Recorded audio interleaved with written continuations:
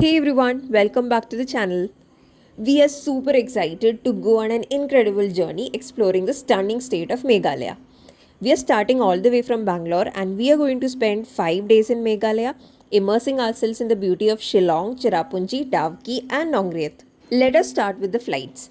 We are taking the Air India Express from Bangalore to Guwahati. Though Umroi Airport in Shillong is the nearest airport to Meghalaya, you won't have many flights from Bangalore or other cities, so it is always advisable to go to Guwahati and then travel to Meghalaya by road. For the return journey, again we decided to travel from Shillong to Guwahati and then take a flight. There are direct flights available in the Bangalore Guwahati route. After a 3-hour journey, we have reached the Lokpriya Gopinath Bordoloi International Airport in Guwahati. From here, we have booked a Zoom car and we'll be driving from Guwahati to Shillong. Self-driving cars are the economical and most convenient option for exploring Meghalaya. We had booked a Zoom car about 1.5 months before our trip. It is advised to book as early as possible because later on you won't get a vehicle of your choice and the prices also start to shoot up. We were a group of 5, so we hired a Maruti Swift. The roads are not totally good in Meghalaya, so it is always advised to take a car with a higher power. The distance from Guwahati Airport to Shillong is about 120 kilometers, and the journey can take anywhere between 3 to 3.5 hours. It is worth remembering that the sun sets early in Meghalaya, so you can expect it to be dark around 4:30 pm. After reaching Shillong and checking into our hotel, we proceeded to the Police Bazaar. This is the main marketplace of Shillong, and major hotels and restaurants are also located in this region. This market is very popular among tourists who come here for shopping and nightlife. We decided to try some Naga cuisine for dinner and we proceeded to the restaurant called Red Rice Restaurant. We had their rice meal with pork and chicken and it was very delicious. We were driving from Shillong to Davki. It is about a 2-hour drive from Shillong to Davki. The route is stunning, so keep your cameras ready. Our first stop was the Umgot River or Davki River. Umgot is famous for its crystal clear water. It is just like floating on a mirror reflecting the sky and trees. So it was time to hop in and experience the magical river up close. So while we were driving through Davki, we had met our guide Hito. He was a local and he was the one who helped us get this boat. It is worth remembering that the network coverages are really poor in Meghalaya. So even though we had downloaded all Google Maps for navigation, we still didn't know what was the way to get to Davki. That is when we met Hito and he is the one who took us to the riverbank. He also helped negotiate with the people with these boats and we got 2 boats. The cost per boat is 1000 rupees and a boat can accommodate 3 people. Since we were a group of 5, we had to take 2 boats and it costed us 2000 rupees. They'll take you around Davki River for about 10-15 minutes. There are also tent options available at the riverside of Davki and if you wish you can stay in these tents. They'll give you mats so that you don't have to sleep on the floor. However, we didn't opt to stay in tents because the time we visited it was quite rainy and we also didn't know about washroom conditions, so we thought it was better to take a hotel. So we took a hotel in Davki. The first leg of boating will take you to this Nong Padong area. You can spend about 10-15 minutes here. You can click pictures, sit here, just relax, and then the boat will take you back to the riverbank. After our boat ride, we had the classic combo of Maggi noodles and tea by the river. Next up, we headed to the India Bangladesh friendship border. It is a fascinating place where you can see two countries sharing their borders, and it is also a chance to meet some locals and hear their stories. We met this uncle and auntie who were from Bangladesh. We had just arrived at the border, and it was interesting to see the flag posts and the local interactions. Our final stop for the day is a stunning waterfall. After you have done boating in Davki and have also visited India Bangladesh border, you can have lunch and proceed towards this waterfall. We were super excited as this is known as one of the hidden gems in Meghalaya. It is about an hour's drive from Davki and there is an entry fee of 60 rupees per person. From the base point, there is a 20-minute trek to reach the waterfalls. There are also other activities like zip lining and boating available at an extra cost.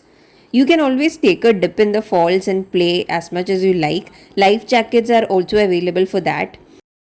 Wow, just look at this. Krangshuri waterfalls is absolutely breathtaking. The water cascades down into a serene pool, and as you can see, the surrounding nature is also very tranquil.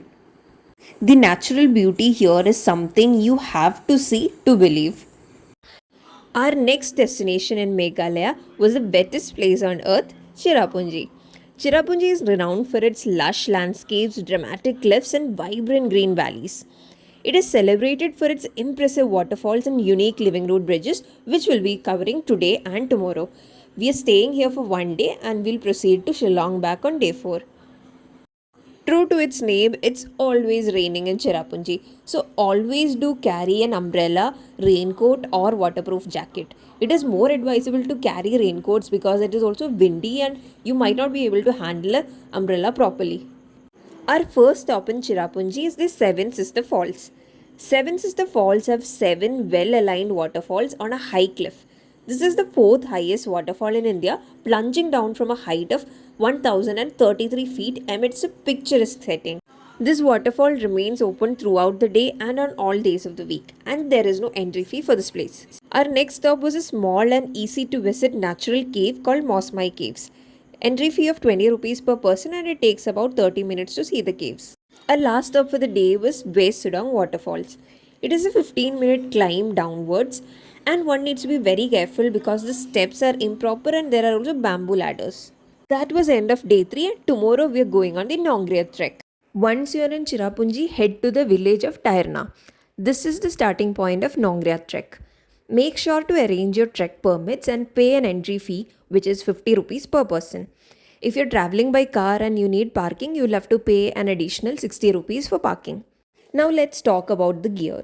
The weather here can be quite unpredictable, so a good raincoat is a must. So it was raining throughout our trek. Sometimes it was moderate rainfall, sometimes it was heavy rainfall. So I wouldn't advise coming here without a raincoat or an umbrella. Umbrella is not very advisable. Raincoat will be better in these kind of situations. It will protect you from sudden showers, and don't forget to carry a sturdy trekking stick. It will help you navigate the steep and sometimes slippery paths. As you trek, you'll be mesmerized by the lush green landscapes, many cascading waterfalls, and the unique living road bridges, of course. You also have to cross a couple of metal bridges before you reach the actual living road bridge. And not many people can walk through the metal structures at the same time. So you will have to wait for your turn, and after a group of people have reached, you can ascend onto the bridge and start walking. Honestly, the trail is not an easy one. One essentially starts at near the top of the hill, we go down, and then we have to go up another hill before finally reaching the Nongret village. The complete trail is about 3,500 steps, but it feels like more than 3,500 steps because of the fact that how steep the whole path is. Finally, after 1.5 hours of slippery and steep trails, we have reached the double decker living road bridge.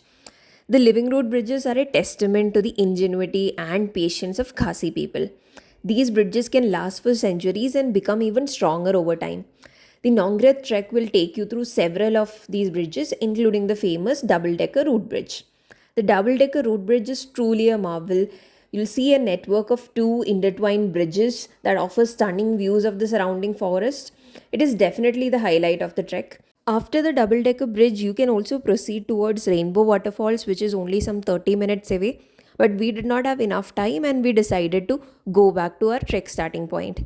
And that was another 3,500 steps that we had to take up. We personally felt that the trek upwards was even more challenging than the trek downwards, and it took us more than 2 hours to reach the starting point. We were exhausted after the trek and literally crashed onto our beds. It was a good thing that we had postponed this trek to the second last day of our trip, because honestly, the next day we did not feel like doing anything and were really lazy. It is day 5 and the last day of our trip, and we are driving back from Shillong to Guwahati. We decided to take a pit stop at the very famous Umiam Lake. At Umiam Lake, you will have to pay rupees 40 for parking and rupees 60 per person for entrance. Umiam Lake is a major tourist attraction and a popular destination for water sports and adventure facilities. You can do things like kayaking, water cycling, scooting, and boating. We opted for a speedboat and it costed us 1,200 rupees for 5 people for a 15-minute ride. And that was the end of our Meghalaya trip. If you've enjoyed this video, do drop a like, and if you have any questions, feel free to drop them on the comments. And do not forget to subscribe to Mrs. Explorer for more travel content. Until then, bye.